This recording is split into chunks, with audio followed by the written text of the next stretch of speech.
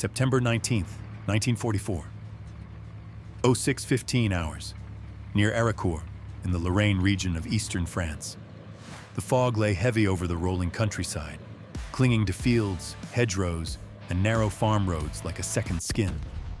Visibility was measured in meters, not hundreds of meters.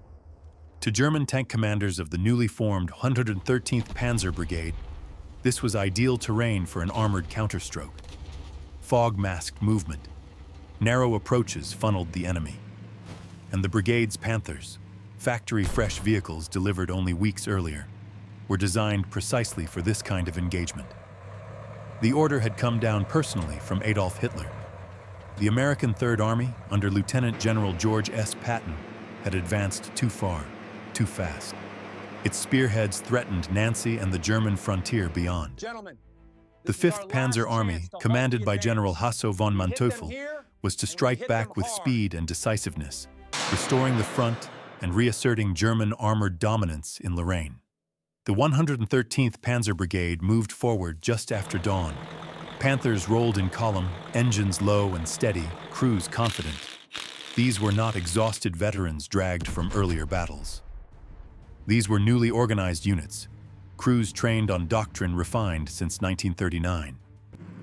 The Panther was the embodiment of German armored philosophy, a balance of firepower, protection, and operational reach. At nearly 45 tons, armed with the 75mm KWK 42L70 gun, it had proven lethal to every Allied tank it had faced when employed correctly. At approximately 06:20 hours, lead elements of the brigade encountered enemy vehicles. The after-action report filed later that morning with 5th Panzer Army headquarters would describe the contact in cautious, restrained language. Enemy tank destroyers of unknown type, engaged from ranges between 400 and 800 meters, demonstrated exceptional mobility. Fire was delivered, and before return fire could be effectively directed, the enemy vehicles displaced. Within 5 minutes, 3 Panthers were burning. For the German crews, the first indication that something was fundamentally wrong was not visual, it was auditory. Through the fog came a sound none of them could immediately identify. A high-pitched engine whine, sharper than the low growl of German Maybach engines. It did not sound like a tank. It sounded closer to an aircraft. Too light, too fast. Then shapes appeared. Low silhouettes broke through the mist, stopped just long enough to fire rapid salvos, and vanished again before German gunners could traverse their turrets. The entire sequence, from appearance to disappearance, lasted less than 20 seconds. Across the battlefield that morning, German tank crews experienced something their training had never prepared them for. The Panthers' guns were lethal, but lethality required time. Time to identify, time to traverse, time to aim. And time was precisely what they were being denied. Colonel Erich von Deckendorf, commanding the 113th Panzer Brigade, attempted to impose order. Reports filtered back from individual companies, all describing the same phenomenon: enemy vehicles that refused to stand and fight. Vehicles that struck from one direction, disappeared, then reappeared from another. Vehicles that moved faster than tracked armored vehicles were supposed to move. By mid-morning, the scale of the disaster was becoming clear. 39 German tanks would be destroyed or disabled in the fighting around Arracourt. 11 more would be damaged. Enemy losses were estimated at 3 or 4 vehicles. The German crews had encountered the M18 Hellcat. The assumption underlying German armored doctrine was simple and deeply ingrained. Tank destroyers were, by necessity, slow. To mount a gun capable of defeating enemy armor required weight. Weight demanded armor for protection. Armor demanded powerful engines, which increased weight further. The result was a vehicle optimized for ambush and defense, not maneuver.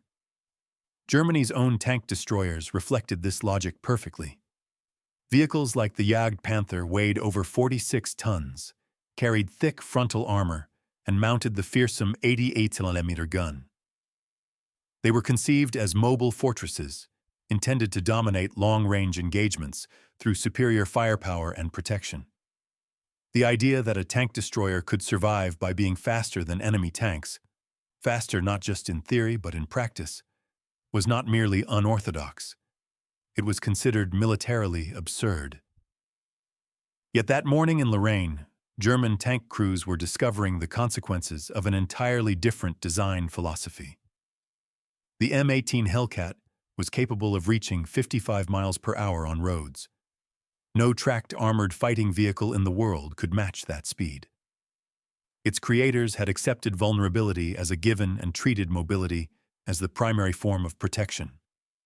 Speed was armor, agility was survival, initiative was lethality. The mathematics of armored combat were no longer behaving as German doctrine predicted.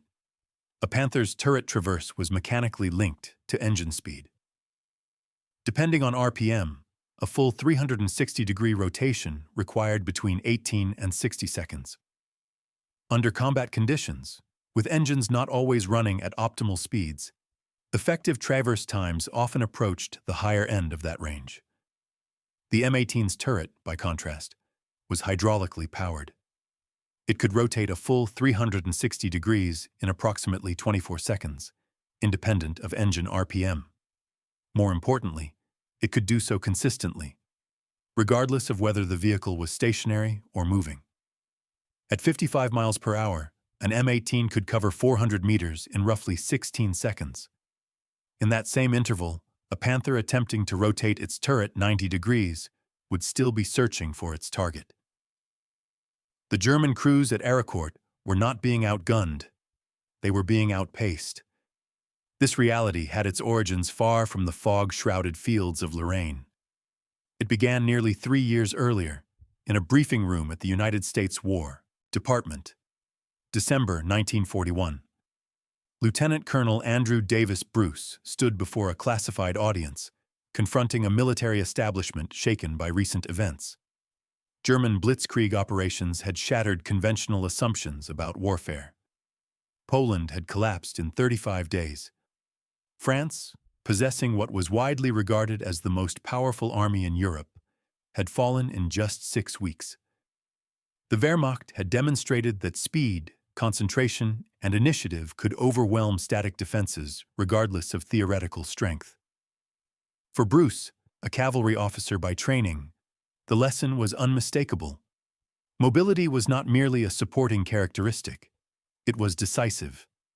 Rather than attempting to match German tanks ton for ton and gun for gun, Bruce proposed a radical alternative.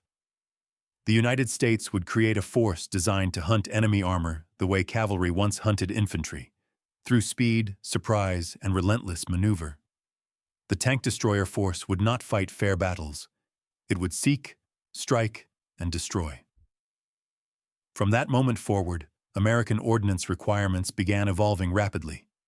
Initial specifications called for light vehicles armed with modest guns. As battlefield realities changed, so did the requirements. The armament progressed from 37mm to 57mm, then to 75mm, and finally to the 76mm gun that would arm the M18. Suspension systems were debated. Christie suspension was considered and discarded. Torsion bars were adopted. Weight limits were enforced ruthlessly. Armor thickness was deliberately sacrificed. By April 1943, Buick's T-70 prototype was demonstrating speeds that stunned observers. For a tracked vehicle carrying a 76mm gun, the performance bordered on the unbelievable. German intelligence, when it became aware of American tank destroyer development, dismissed the reports. 4 years of combat experience had taught the Wehrmacht what worked, or so they believed. Effective tank destroyers were heavy, they were armored, they mounted powerful guns. Anything else was naivete.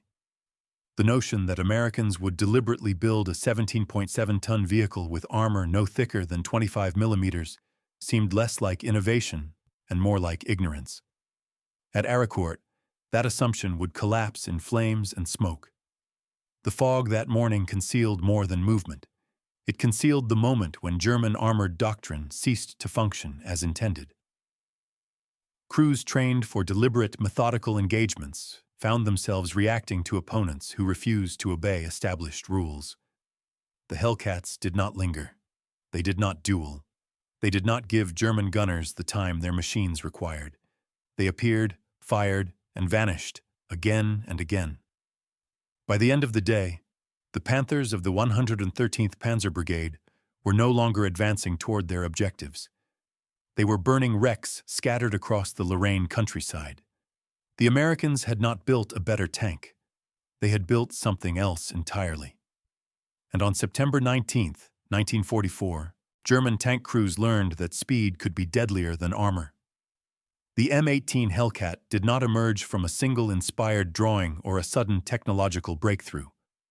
It was the product of a system, industrial, doctrinal, and cultural, that approached warfare as a problem to be solved through iteration rather than tradition. Where German armored design evolved by refinement of established principles, American development during the early years of the war was characterized by radical experimentation, driven by an acceptance that pre-war assumptions might already be obsolete. In December 1941, as the United States entered the war, the American Army faced an uncomfortable truth. Its armored force had not been tested against a modern, mechanized opponent. The German victories in Poland and France had not merely demonstrated tactical brilliance. They had exposed how quickly entrenched doctrines could become liabilities. The U.S. Army did not yet know what kind of armored warfare it would have to fight, but it understood that speed and adaptability would be decisive. Lieutenant Colonel Andrew Davis Bruce was among the officers who drew the most uncompromising conclusions from early German successes. A cavalryman by background, Bruce had been trained in a tradition that valued maneuver above all else. To him, tanks were not merely mobile pillboxes. They were instruments of movement, and movement was power. Bruce's proposal to the War Department cut directly against prevailing armored thought. Instead of attempting to build tanks that could duel German Panthers and Tigers on equal terms, he argued for specialization. Tanks would support infantry and exploit breakthroughs. Tank destroyers would exist solely to counter enemy armor, and they would do so not by standing their ground, but by hunting. The idea was codified in the tank destroyer doctrine, formalized in late 1941 and early 1942. The doctrine envisioned highly mobile units held in reserve, able to rush to threatened sectors, strike enemy armored formations, and disengage before suffering decisive losses. The motto adopted by the Tank Destroyer Center at Camp Hood, Texas, was brutally simple: seek, strike, destroy. From the beginning, this concept demanded a vehicle unlike anything Germany was building. The Ordnance Department issued its initial requirements for a fast tank destroyer in December 1941. The first specifications were conservative, reflecting uncertainty rather than conviction.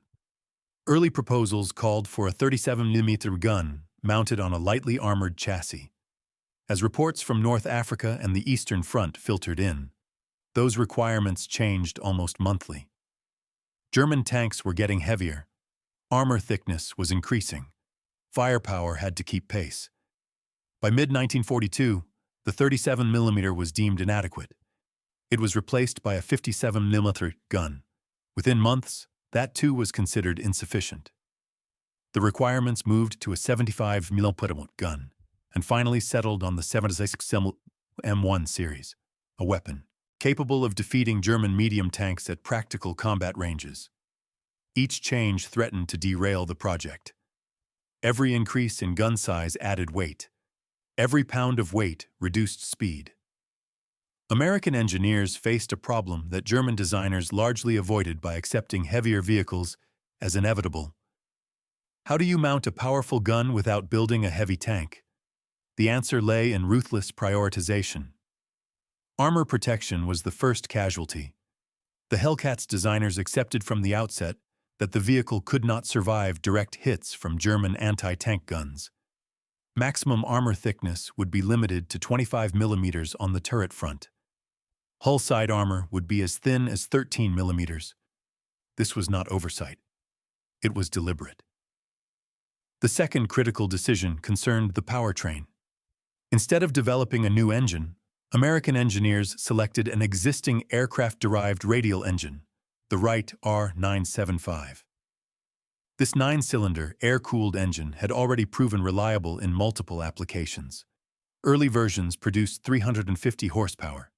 Later models would reach 400 horsepower. For a vehicle weighing just 17.7 metric tons, the resulting power-to-weight ratio was extraordinary. German armored vehicles, by comparison, were pushing the limits of their power plants. The Panther's Maybach engine produced approximately 700 horsepower, but had to move nearly 45 tons. The Tiger's engine labored under even greater strain. In both cases, mechanical complexity increased alongside weight, leading to reliability problems that plagued German units throughout the war. The Hellcat's engine choice also carried another advantage: air cooling.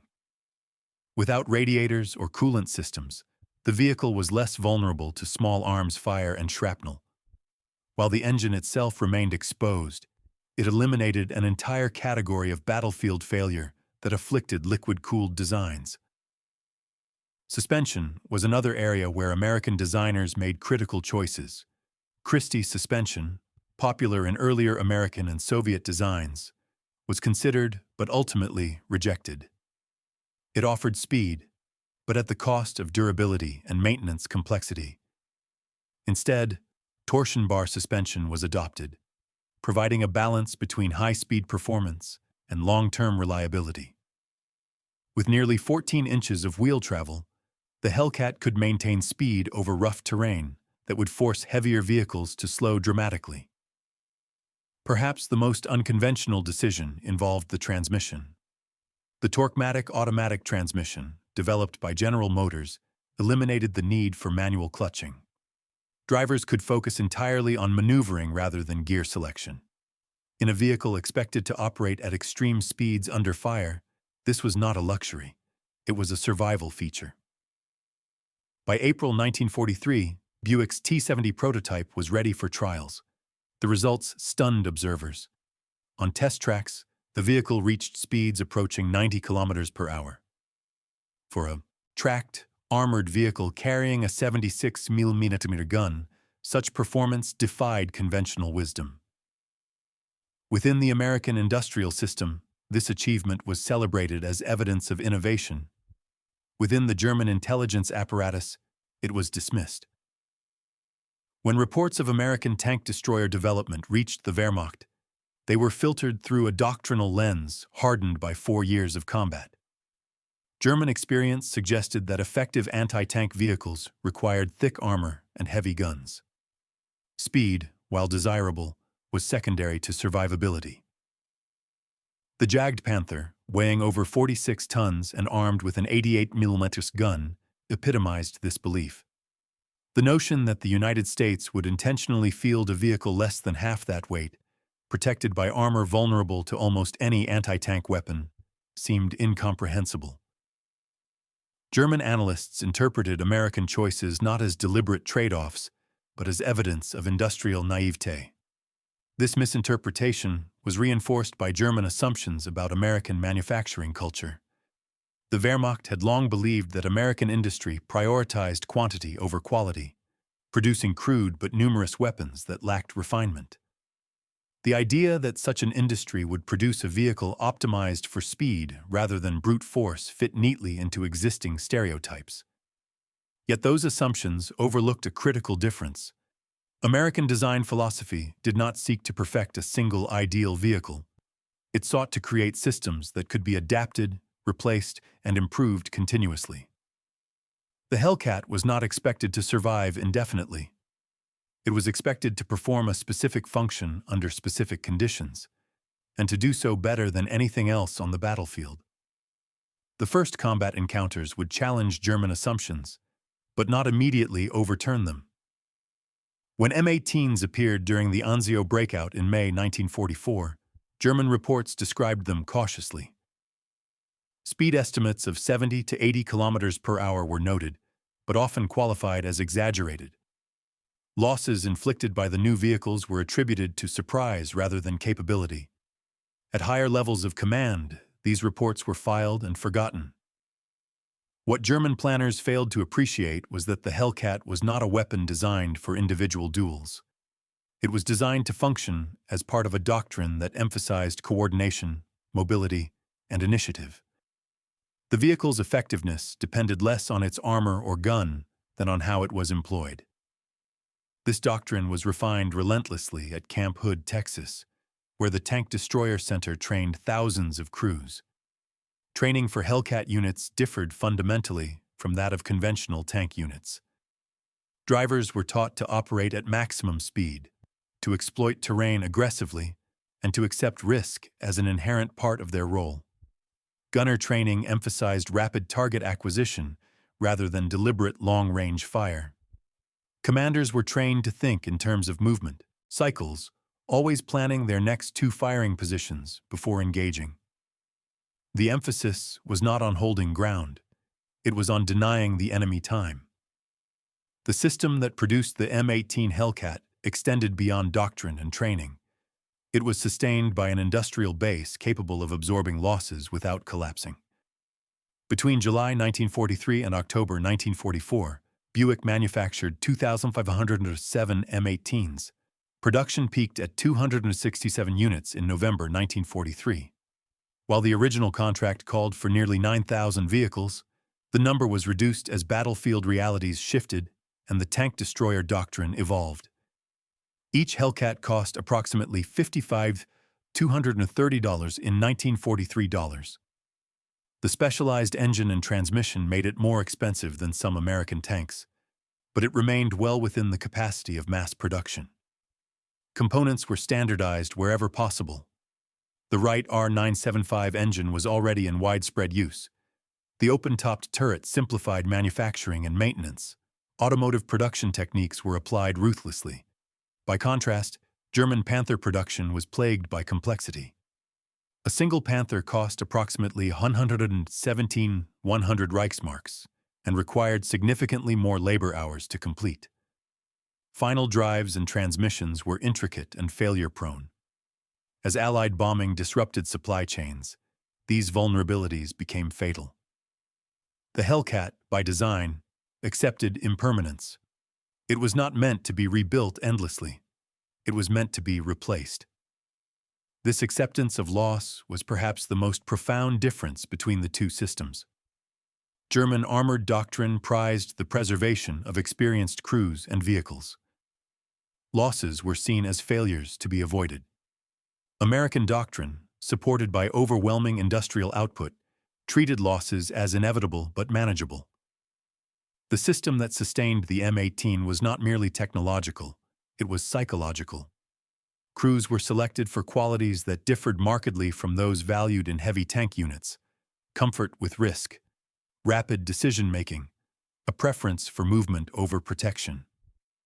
Hellcat crews understood that survival depended not on armor thickness, but on never being where the enemy expected them to be.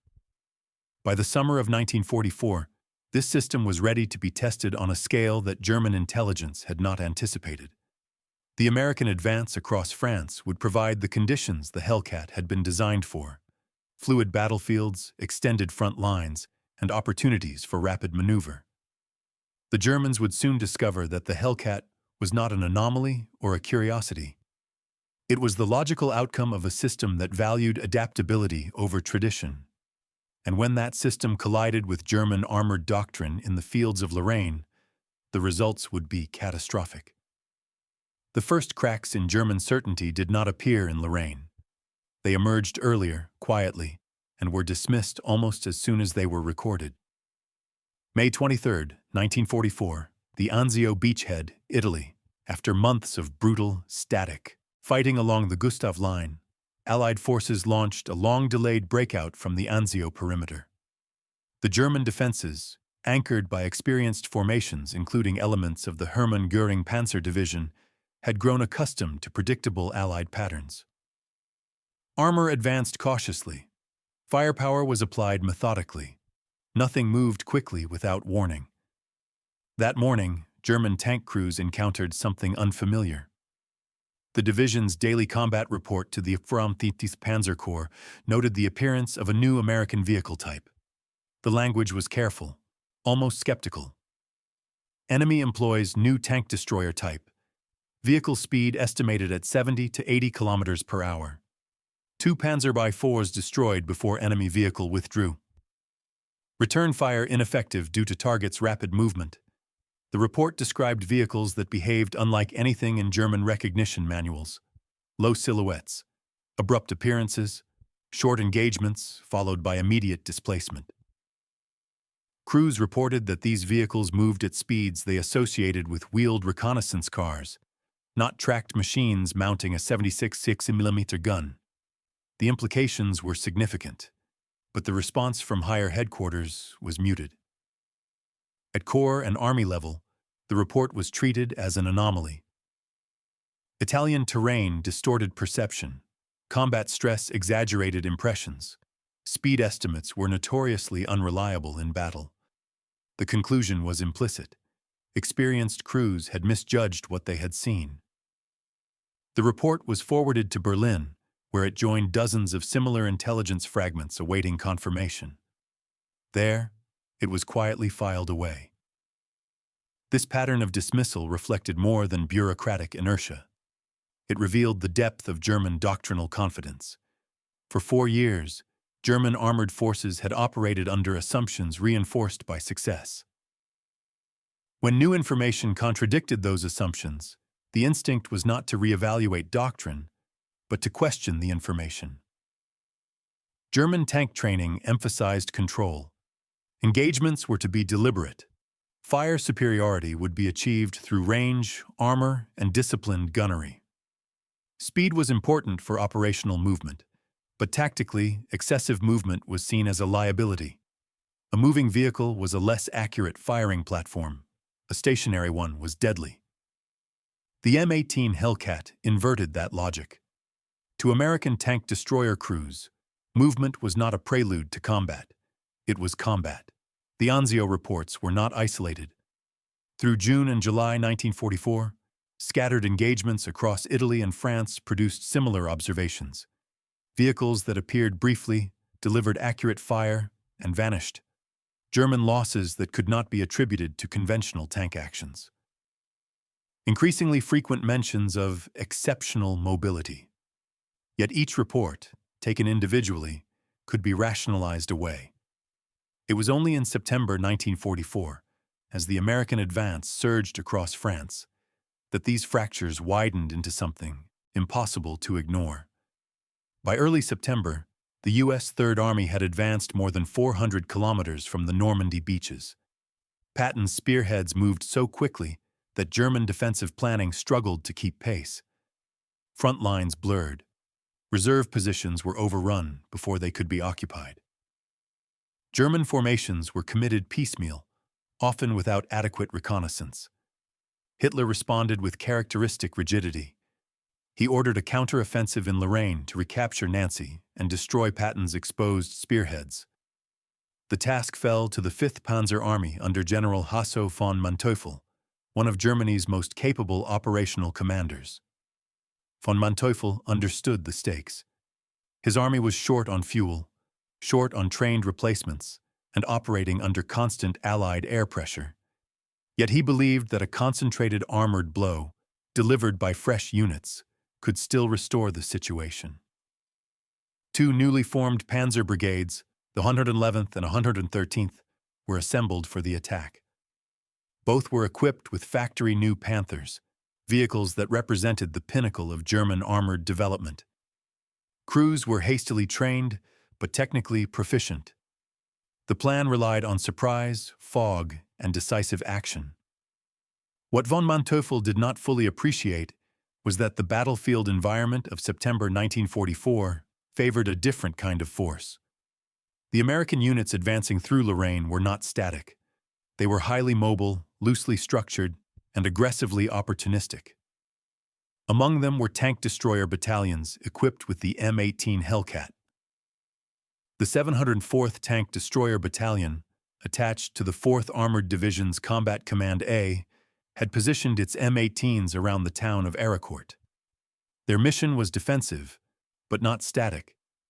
They were to disrupt any German armored thrust, buying time for American armor and infantry to respond. At dawn on September 19th, the German attack developed under heavy fog, just as planned. Panther columns advanced cautiously, visibility limited, crews tense but confident. Initial contact occurred at ranges between 400 and 800 meters, well within effective engagement distances for German guns. Then the Hellcats struck. Lieutenant Edwin Leiper commanded one of the M18 platoons that morning.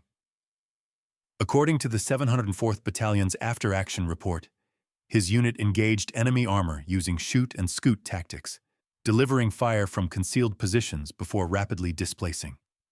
Within approximately 30 minutes, Leiper's platoon destroyed 15 German tanks.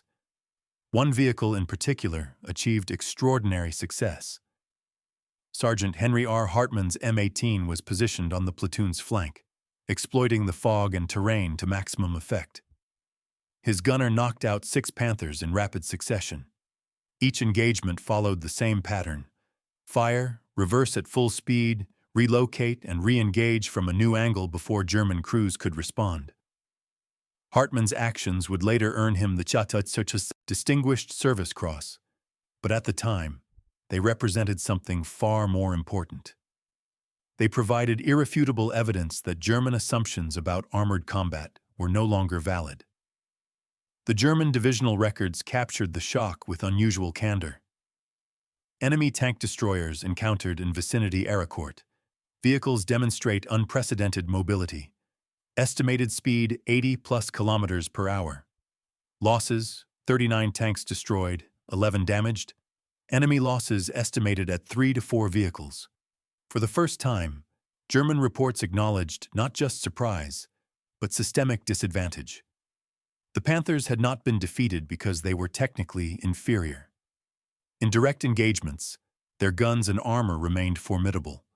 They were defeated because the conditions of engagement had been dictated by the enemy. German turret traverse systems, dependent on engine RPM, proved inadequate against targets that refused to remain in predictable arcs. Gunners struggled to track vehicles that appeared briefly and then disappeared at high speed. Attempts to pursue only worsened the situation, as Hellcats simply widened the engagement envelope, attacking from unexpected directions. Crews trained for years in methodical gunnery found themselves fighting opponents who did not value precision over speed. The American crews accepted lower first-round hit probability in exchange for initiative. They fired quickly, moved immediately, and denied the Germans the time required to bring their strengths to bear. The psychological impact was immediate. German tank crews had spent much of the war operating from a position of technical and tactical confidence. They believed, not without reason, that their machines and training gave them an edge over Allied armor. At Arracourt, that belief was shattered. They were no longer hunters. They were targets. The fog that had been intended to conceal the German advance now concealed American movement instead. Hellcats used it as cover to reposition continuously, creating the impression of far larger forces. German commanders struggled to identify a main axis of attack because there was none. The battlefield had become fluid, unpredictable, and hostile to deliberate action. For General von Manteuffel, the implications were grim. His counteroffensive had been halted not by superior numbers or heavier tanks, but by a force that refused to engage on traditional terms. The German army had encountered a weapon system that exploited not just physical vulnerabilities, but doctrinal ones. The fractures first observed at Anzio had widened into a rupture. German planners now faced a reality they could no longer dismiss. The Americans had fielded a tank destroyer that invalidated core assumptions of armored warfare. Speed was no longer a secondary characteristic. It was decisive. And the full consequences of that realization were only beginning to unfold.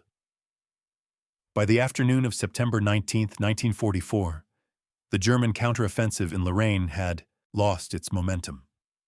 What had been conceived as a decisive armored thrust had devolved into a series of disconnected engagements, each one bleeding strength from formations that could not afford to lose a single vehicle. General Hasso von Manteuffel studied the incoming reports with growing unease. The pattern was unmistakable. His panzer brigades were not being stopped by entrenched defenses or superior firepower. They were being dismantled in fragments, struck repeatedly by an enemy that refused to remain visible long enough to be destroyed. The battlefield around Arracourt was becoming a graveyard of assumptions. The 111th and 130th Panzer Brigades had been formed to deliver shock. Instead, they were absorbing it. Panther crews reported engagements that made no sense within their training framework. Targets appeared at medium range, fired with alarming speed, then vanished before gunners could complete a traverse. Attempts to reorient formations only exposed flanks to renewed attack. This was not a failure of courage or competence. It was a failure of mathematics.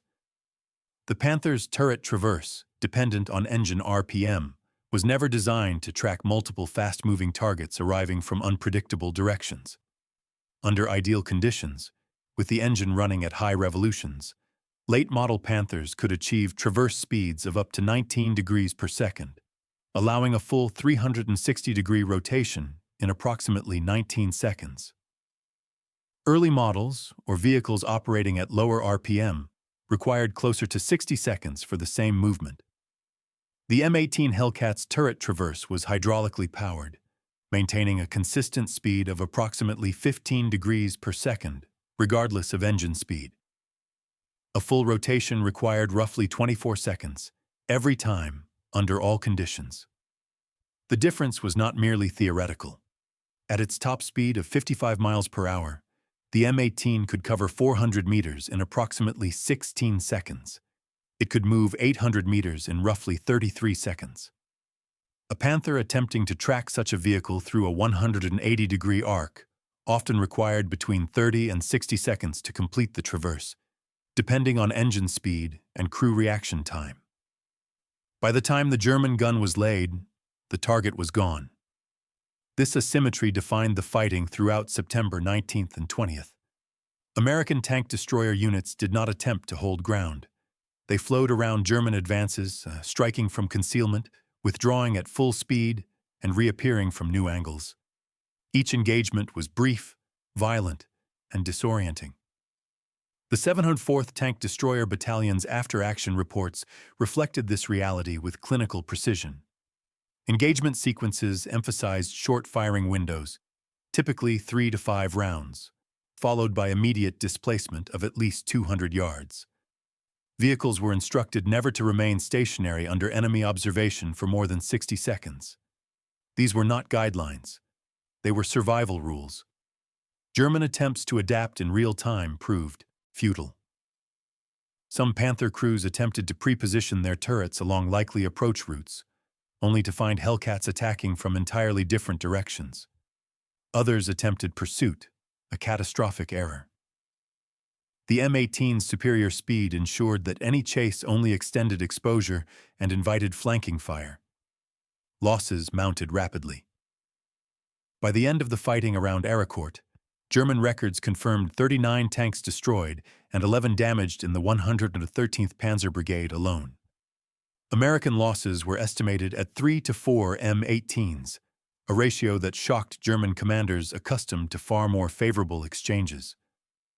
The collapse was not limited to Lorraine. 3 months later, during the Ardennes offensive, German forces would encounter the Hellcat under conditions that should have favored them even more: dense forests, narrow roads, and heavy fog. Instead, the same dynamics reasserted themselves. December 19, 1944, near Neuville, Belgium. The German 2nd Panzer Division was advancing toward the critical crossroads at Neuville, a position held by Team de Sobry and elements of the U.S. 101st Airborne Division. The Americans were outnumbered and under intense pressure. Yet 4 M18 Hellcats from the 609th and 705th Tank Destroyer Battalions stood in the path of the German advance. The morning fog that concealed German movement also concealed American repositioning. According to the 705th Tank Destroyer Battalion's combat report, the 4 Hellcats engaged elements of the 2nd Panzer Division using high-speed displacement between firing positions. By continuously relocating, they created the impression of a far larger defensive force. Confirmed results were staggering. 24 German tanks destroyed. 1 M18 lost, not to tank fire, but to artillery. The tactics were brutally simple. Fire 2 or 3 rounds, reverse at full speed into the fog, relocate 200 to 300 yards, re-engage from a new angle. By the time German gunners oriented toward muzzle flashes, the Hellcats were already gone. The 2nd Panzer Division's war diary recorded the frustration in stark terms. Encountered strong tank destroyer resistance at Noville. Enemy vehicles of high mobility operating in fog. Unable to effectively engage due to rapid displacement of targets. Attack suspended pending reinforcement. That suspension lasted nearly 48 hours. Those 48 hours proved decisive. They allowed American forces to reinforce Bastogne and stabilize the northern shoulder of the Ardennes offensive. What had begun as a tactical encounter became an operational delay with strategic consequences. German commanders were forced to confront a grim conclusion. The Hellcat did not need to destroy entire divisions to shape campaigns. It merely needed to disrupt tempo. In November 1944, German forces finally captured an intact M18 near Metz. For the first time, Wehrmacht weapons testing officers could examine the vehicle directly, rather than through combat reports. Their technical assessment was forwarded to the Inspector General of Panzer Forces. The findings challenged every assumption German designers had made. The vehicle weighed 17.7 metric tons, less than half the weight of a Panther at 44.8 tons. Maximum speed was confirmed at 88.5 kilometers per hour on test tracks. The Panther's maximum speed was 46 kilometers per hour under ideal conditions. The engine was identified as a Wright R975 C4 radial, producing 400 horsepower in later production models. The resulting power-to-weight ratio was calculated at 22.6 horsepower per ton. For comparison, the Panther achieved approximately 15.6 horsepower per ton. The Tiger fared worse at roughly 12.8 horsepower per ton. The turret traverse system was hydraulically powered, completing a full 360-degree rotation in 24 seconds regardless of engine speed. Armor thickness was minimal, 25 millimeters on the turret front, 13 millimeters on the hull sides. The German report's conclusion was blunt. Vehicle achieves performance through extreme design philosophy. Armor protection sacrificed for mobility. Combat effectiveness depends entirely on speed and crew training. This assessment was accurate and deeply unsettling. German tank crews had been trained to dominate engagements through superior protection and firepower. The Hellcat rendered those advantages conditional. Without time, armor meant nothing. Without predictable targets, gunpowder could not be brought to bear. Attempts to develop countermeasures followed quickly. General von Manteuffel issued tactical guidance to 5th Panzer Army acknowledging the threat. Crews were instructed not to attempt turret tracking of moving M18s, align turrets on likely displacement routes, employ infantry with Panzerfausts on flanks, use artillery to suppress suspected positions, avoid pursuit. M18s will always outrun our vehicles. These adaptations reflected desperation more than confidence. In practice, they proved largely ineffective. Infantry could not move fast enough to threaten vehicles that refused close combat. Artillery required target fixation that Hellcats denied. Pre-positioned turrets assumed predictable movement patterns that American crews deliberately avoided. The collapse under pressure was not sudden, it was cumulative.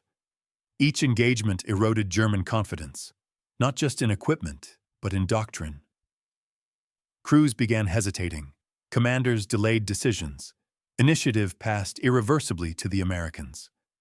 The Hellcat had not merely defeated German tanks, It had broken the framework within which German armored warfare operated. By late 1944, German panzer forces were fighting an enemy that refused to be engaged on familiar terms. The battlefield had become fluid in ways German doctrine could not fully accommodate. And as the war entered its final months, the consequences of that collapse would extend far beyond individual engagements. By November 1944, there was no longer any debate within the German Armored Command about whether the M18 Hellcat represented a genuine threat. The question had shifted from disbelief to damage control. German commanders now accepted that the Americans had fielded a vehicle that could not be countered through conventional means. What remained was the far more difficult task of adapting doctrine, training, and battlefield behavior under conditions of acute material and psychological strain. Recognition came late, and it came at a moment when the Wehrmacht could least afford structural change. The technical report produced after the examination of the captured M18 near Metz circulated quickly among senior officers of the Panzerwaffe. Its language was restrained but unmistakably alarmed. German engineers, accustomed to incremental improvement within rigid design traditions, found themselves confronting a vehicle that violated nearly every assumption they had internalized since the interwar period. The Hellcat was not flawed in spite of its thin armor. It was effective because of it. This realization struck at the core of German armored identity. From the Panzer III onward, German design philosophy had emphasized protection and firepower, even at the cost of weight and mechanical complexity. The Panther and Tiger were logical endpoints of that trajectory. The M18 represented a deliberate rejection of it.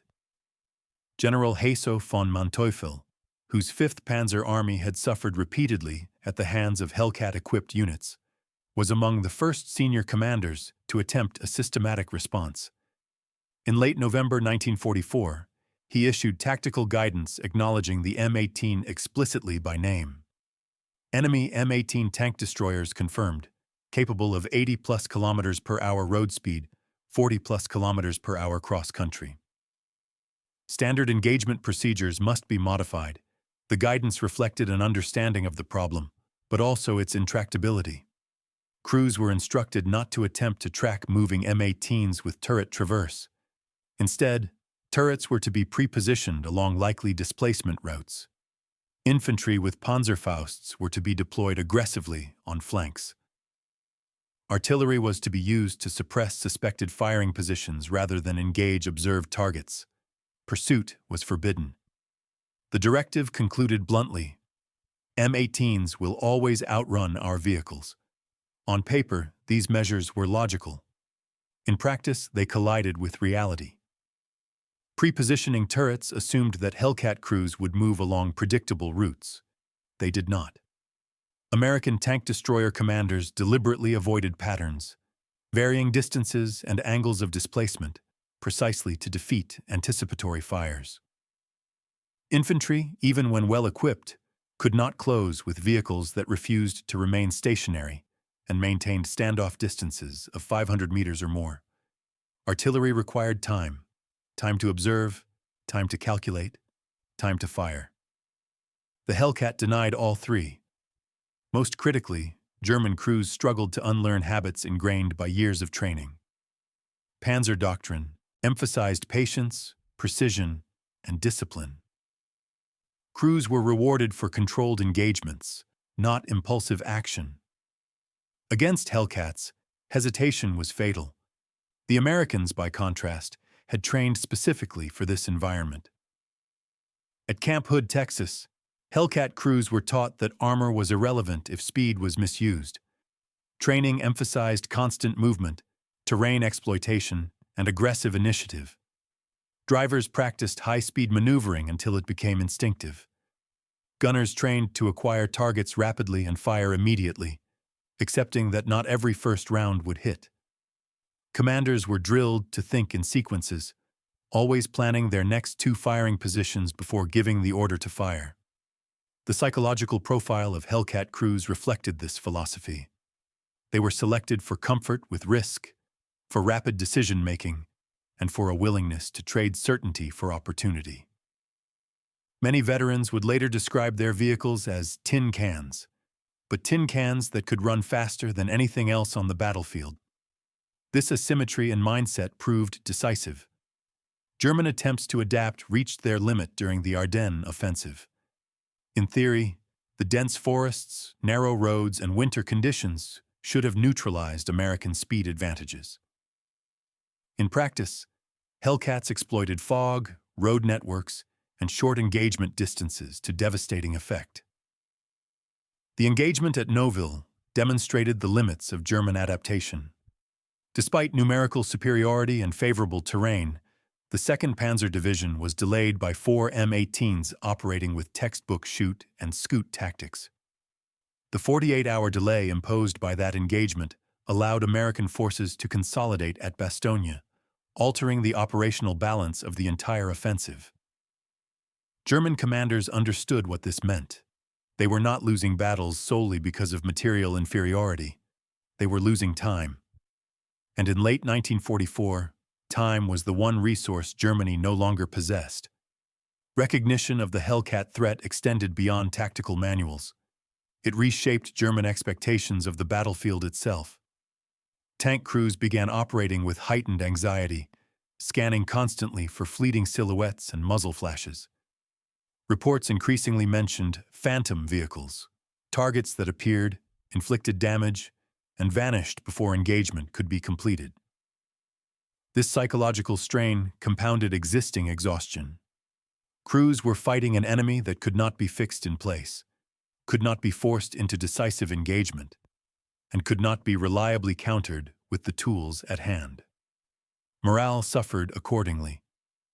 Meanwhile, the Americans continued to refine their use of the M18. After Arracourt, the 704th Tank Destroyer Battalion updated its combat manual to formalize lessons learned. M18 employment emphasizes mobility over direct firepower exchange. Fire 3 to 5 rounds from concealed position, immediately displace minimum 200 yards, re-engage from new position at different angle. Never remain stationary longer than 60 seconds when under enemy observation. These procedures transformed individual vehicles into force multipliers. A platoon of 4 Hellcats could simulate the presence of an entire battalion by attacking from multiple directions in rapid succession. German commanders, unable to determine enemy strength or intent, were forced into defensive postures that ceded initiative. The vulnerability of the M18 remained undeniable. With maximum armor thickness of just 25 millimeters on the turret front and 13 millimeters on the hull sides, the vehicle was susceptible to almost every German anti-tank weapon. Even 20 millimeters anti-aircraft guns posed a lethal threat at close range. Panzerfausts, artillery fragments, and heavy machine gun fire could all destroy a Hellcat under the wrong circumstances. This vulnerability shaped every aspect of American employment. Standard operating procedures emphasized avoidance of urban combat, where speed was negated and infantry threats multiplied. Hellcats were instructed to maintain distance from enemy infantry, coordinate closely with American foot soldiers, and use terrain masking continuously. Crews developed an almost instinctive awareness of escape routes, constantly scanning for avenues of withdrawal even while engaging targets. The vehicle's open-topped turret, while advantageous for situational awareness, proved dangerous in certain theaters. In the Pacific, where the 637th Tank Destroyer Battalion deployed M18s during the Philippines campaign, Japanese infantry tactics exploited this weakness mercilessly. Crews improvised overhead protection using welded steel plates, chicken wire, and scavenged materials to defend against grenades and satchel charges. In Italy, the Hellcat's mobility provided unexpected advantages in mountainous terrain. The 85th Tank Destroyer Battalion discovered that even narrow mountain roads favored the M18 over heavier vehicles. Hellcats could redeploy rapidly between threatened sectors, racing to high ground, engaging German vehicles below, and relocating before counter-battery fire could be brought to bear. German forces, accustomed to sluggish Allied movement in such terrain, were repeatedly surprised by the speed of American response. A German corps-level report from Italy noted the pattern succinctly. Enemy tank destroyers demonstrate ability to concentrate rapidly at threatened points. Speed of redeployment prevents effective counterfire. Recognition, adaptation, and frustration thus became the defining German experience with the M18 Hellcat. The Wehrmacht understood what it was facing. It issued orders. It attempted countermeasures.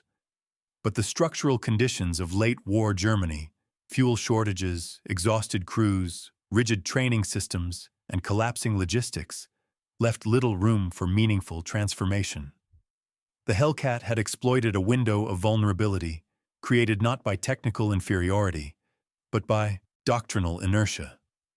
As 1944 drew to a close, German armored forces were fighting not only American tanks and infantry, but an idea they could no longer neutralize. The idea that speed, properly applied, could substitute for armor. That initiative could outweigh protection. That survival did not require invulnerability, only the refusal to be where the enemy aimed. The final consequences of that idea would extend well beyond the battlefields of Europe. When the war in Europe ended in May 1945, the M18 Hellcat did not occupy the same symbolic space as the Tiger, the Panther, or even the Sherman. It did not define victory through mass or spectacle. Its significance lay elsewhere, embedded in statistics, doctrine revisions, and the quiet reassessment of what armored warfare had become.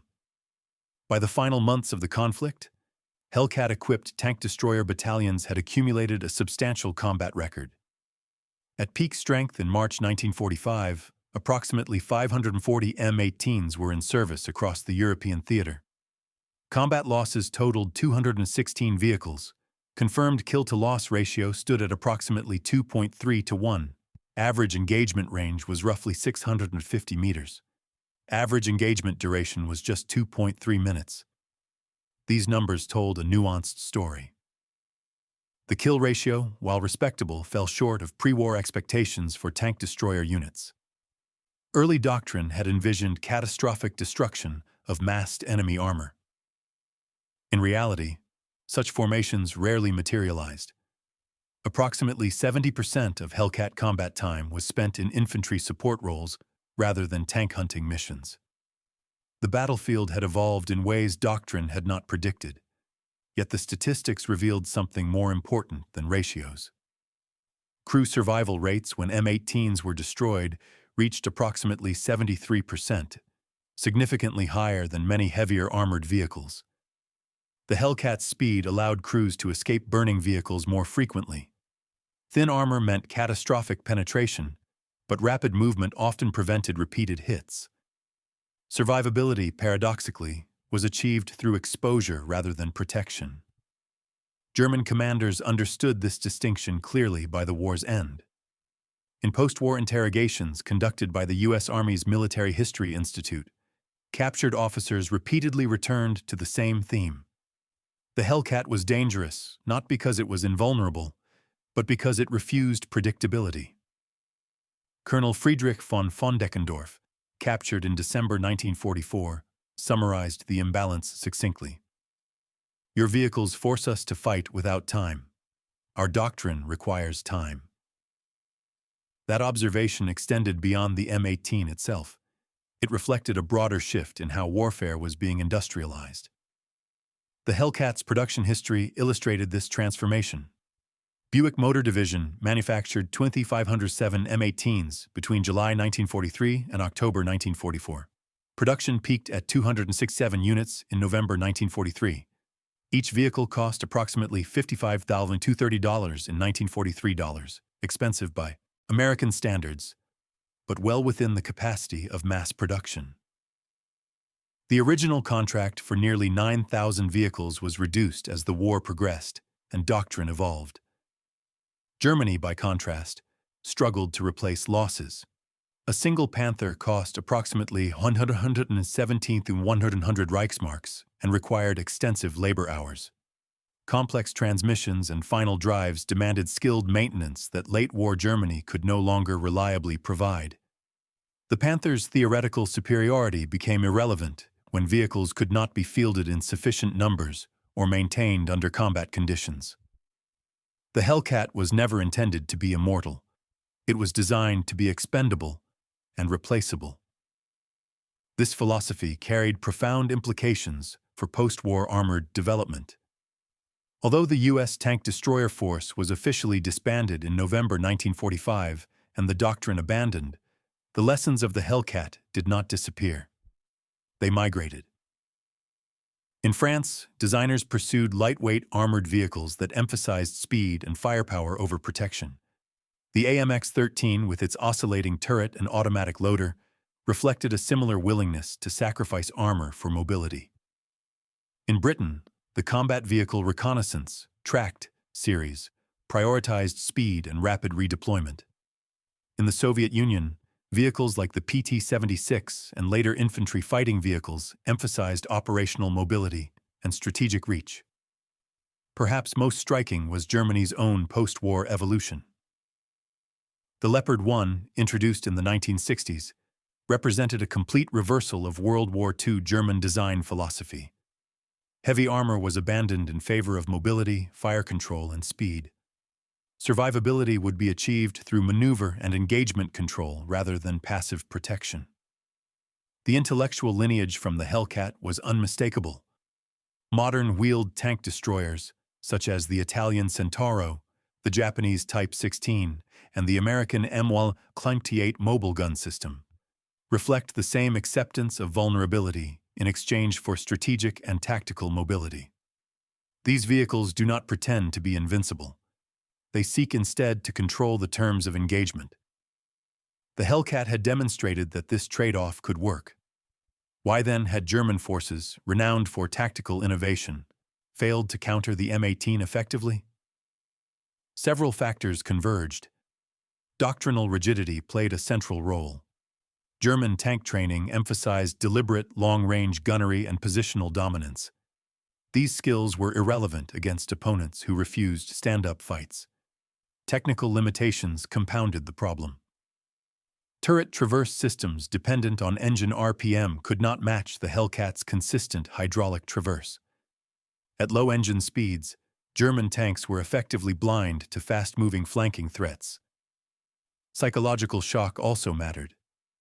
German tank crews had operated for years as hunters, accustomed to dominating Allied armor. The sudden inversion of roles, becoming prey to lighter, faster vehicles, undermined confidence. Communication failures worsened the situation. Radios already strained by Allied jamming struggled to coordinate responses against platoons operating independently at high speed. In post-war interviews, Hellcat veterans consistently emphasized that speed was not merely a tactical advantage, it was their primary survival mechanism. Staff Sergeant Vernon Miller of the 85th Tank Destroyer Battalion recalled it simply. "We lived by 3 rules. Shoot fast, move fast, think fast. Miss one, and you didn't go home." Technical Sergeant John Patterson of the 603rd Tank Destroyer Battalion echoed the sentiment. The Hellcat wasn't about fair fights. It was about unfair fights. You hit them where they didn't expect and left before they understood what happened. Private First Class Robert Chen of the 704th Tank Destroyer Battalion captured the paradox. "Every time I climbed into our M18, I knew I was sitting in a tin can.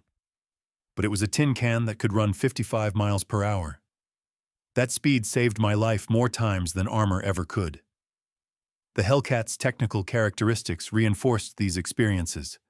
Top road speed of 55 miles per hour, cross-country speed of approximately 26 miles per hour, acceleration from 0 to 30 miles per hour in roughly 11 seconds, operational range of 150 miles on 75 gallons of fuel, ground pressure of just 10.5 psi, lighter than many trucks. Mechanical reliability averaged 200 miles between major maintenance intervals. Each statistic reflected a deliberate design choice. The M18's influence extended beyond hardware into concepts that define modern warfare. The emphasis on rapid sensor-to-shooter cycles mirrors Hellcat shoot-and-scoot tactics. Modern active protection systems seek technologically what the Hellcat achieved kinetically: avoidance rather than absorption. Networked platoon operations prefigured contemporary combined arms maneuver warfare. The Hellcat demonstrated that technological superiority does not require matching enemy strengths. It requires negating them. German tank crews facing Hellcats in France, the Ardennes, and Germany itself learned this lesson under fire. Their carefully aimed shots found empty ground. Their meticulously planned engagements collapsed under tempo they could not control. They faced an enemy that refused to fight on their terms, that turned their strengths into liabilities. The M18 Hellcat did not win the war by itself, but it changed the way war was fought. Its 55-mile-per-hour top speed was not merely a technical specification.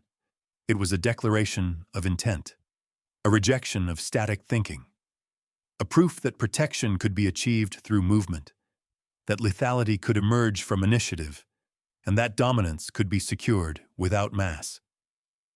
In the end, the Hellcat outran more than German tanks. It outran German doctrine.